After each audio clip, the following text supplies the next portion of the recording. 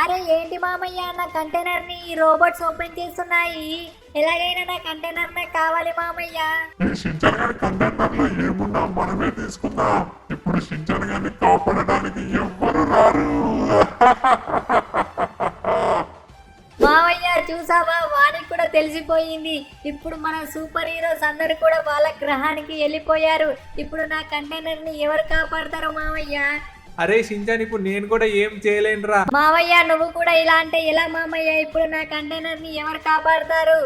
అరే షించాన్, ఇంకా ఆ దేవుడి పైన భారం వేయరా. ఇంకా ఆ దేవుడు వచ్చి నీ కంటైనర్ ని కాపాడాలా.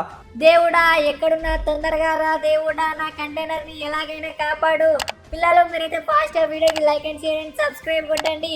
దేవుడు తొందరగా రావాలని కామెంట్ చేయండి ప్రతి ఒక్కరు కూడా. ఏంటి, నా భక్తుడు కష్టాల్లో ఉన్నారా? వెంటనే వెళ్ళి నా భక్తుడిని నేను కాపాడుకోవాలి. వస్తున్నాను. మీరు నా భక్తుడి కంటైనర్ ని ఓపెన్ చేశారా? ఇదిగోండి, ఇక నా చేతిలో మీకు మరణమే. ఎవరైనా నా భక్తుల జోలికి వచ్చారనుకోండి, అందరికి ఇదే గతి పడుతుంది. అరే ఏంటి మామయ్య, నేను నమ్మలేకపోతున్నాను. నా కోసం దేవుడు రావటం ఏంటి? అది కూడా నాకు ఇష్టమైన వినాయకుడు వచ్చాడు. వినాయక మీరు వచ్చినందుకు చాలా థ్యాంక్ యూ. భక్త, నువ్వు పిలిచావు, నువ్వు ఆపదలో ఉన్నావు కాబట్టి నేను వచ్చాను. వచ్చిన పని అయిపోయింది. ఇంకా భక్త, నేను వెళ్తున్నాను. జై వినాయక, జై జై వినాయక. పిల్లలు మీరు కూడా కామెంట్ లో జై వినాయక్ అని కామెంట్ చేయండి.